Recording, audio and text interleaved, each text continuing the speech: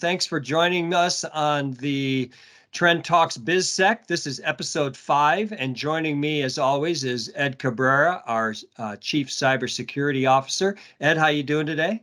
I'm doing great, fantastic. Like always, it's great to be here.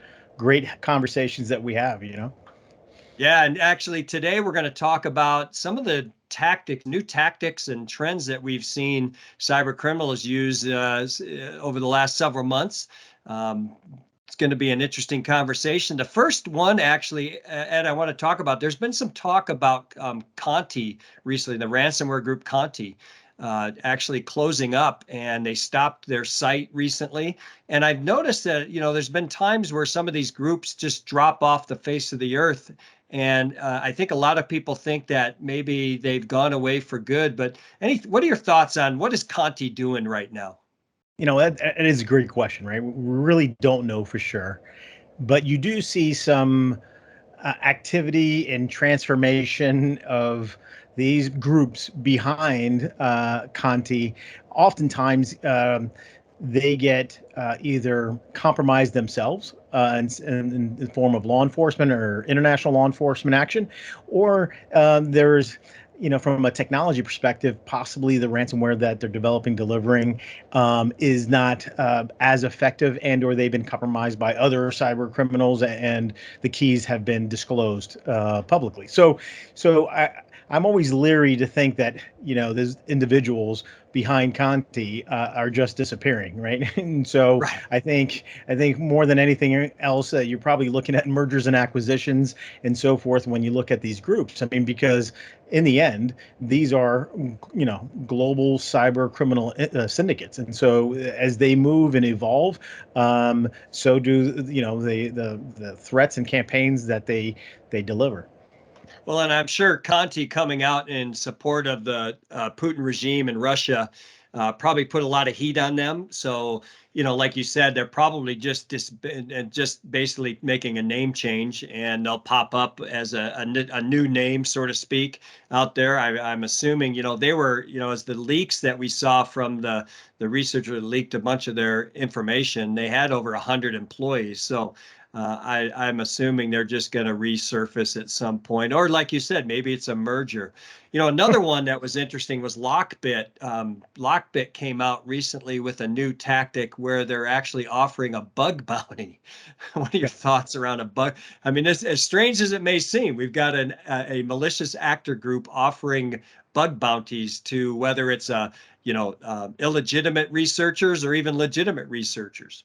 Well, we've seen this sort of creative business model that they've been doing, crowdsourcing, right? We saw that in the past with other ransomware as a service groups, where they actually offer as payment to recruit them into the business, right? If they're able to compromise or aid in compromising other victims, then they either get their own information back or they get a profit. So we've seen this weird business model of crowd sourcing and crowdfunding, so to speak, their enterprises. And so this is just, I mean, really not surprising. Arguably, with so much effort being at the government level and at the industry and research level, trying to identify weaknesses in these ransomware campaigns to be able to thwart, disrupt or deny these ransomware campaigns that are out there. So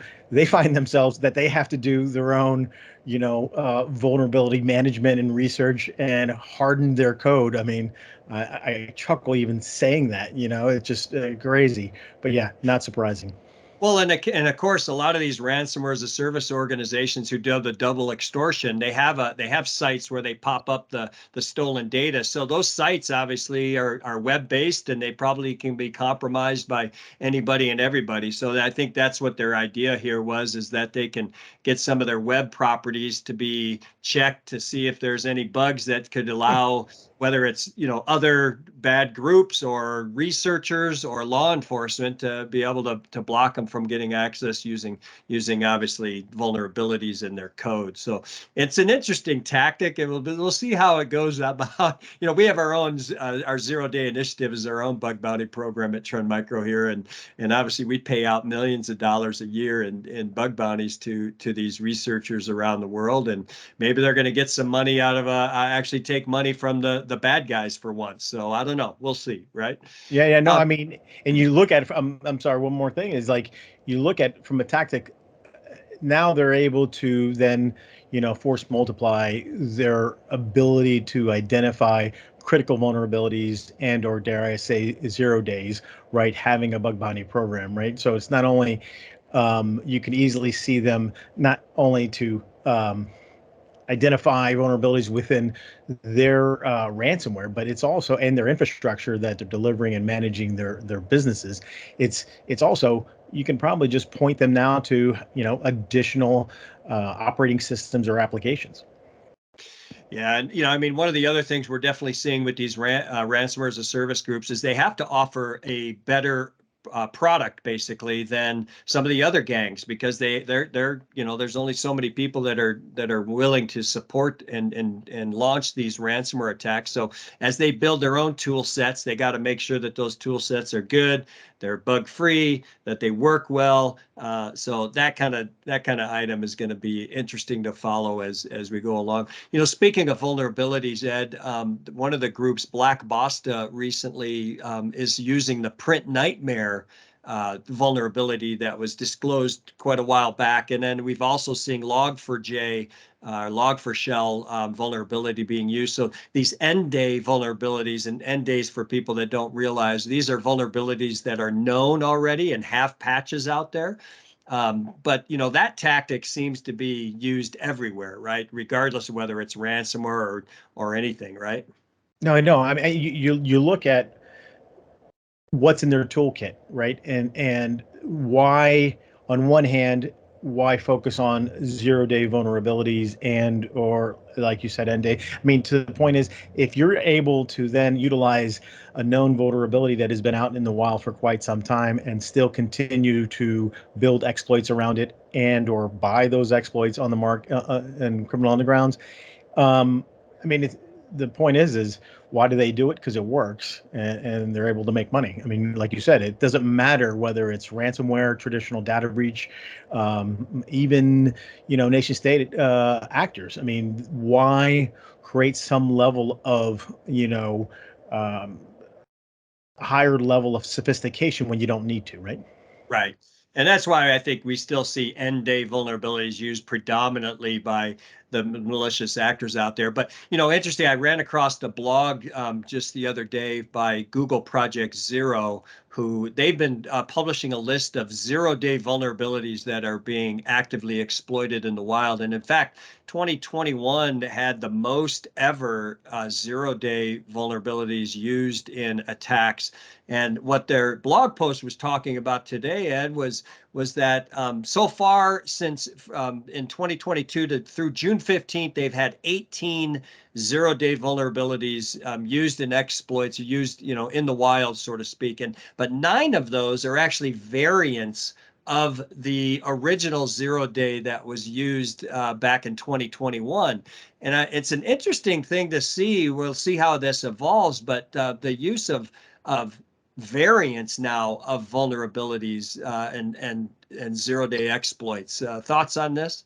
Yeah, I mean, I think, why buy the new car when you can, repurpose a used one, right? You know what I'm saying? Yeah, I mean, exactly. I think here is two notable things, right? We know 18 0-day vulnerabilities, even by that report, I think, or even some of the conversations we had earlier, is only a fraction of what it was last year. I believe there was 80, so putting it in that context, it's a reduction in the amount of 0 days used during the same period of time as last year. But I think what's really interesting is exactly what you said. 9 of them are utilizing these variants, and so essentially going back, looking at these old cars and fixing them up and repurposing them for other uses. I mean, I think this is really what makes sense, right? I mean, you already have a known quantity. Now you're just going back to tweak it to create variants of those vulnerabilities. Well, and I'll tell you, Ed, our post-disclosure vulnerability research team that we have at Trend, they regularly find that the patches that are published are insufficient. So they'll find holes in those patches, and that apparently is what they're doing here. Is they're finding some limitations in the patches that were already applied to the public, and people have and put those in, and they're able to develop an exploit that gets around that patch. So that's certainly going to be a challenge for us. But let's talk about 0 days in general. Obviously, we're seeing more 0 days used than in normally, and by groups that haven't traditionally utilized 0 days, right? 0 days were always the kind of the realm of the nation state actors, right? Because they had the resources, they had the capabilities to either develop their own 0 days or they purchase them in the underground markets because they usually, I mean, they're $500,000 to $1 million for a 0 day, and so those monetary resources to buy one was always basically at the nation state level. But the amount of money these ransomware gangs are generating, and these business email compromise folks are garnering these days, allows them to buy 0 days in the open marketplace. Wouldn't you agree? Absolutely. I mean, I think what you see is now the level of success that they have and the financial gain that they're making is, yeah, they're reaching that level of countries and nation states, right? Ultimately, 0 days is all about time and resources, right?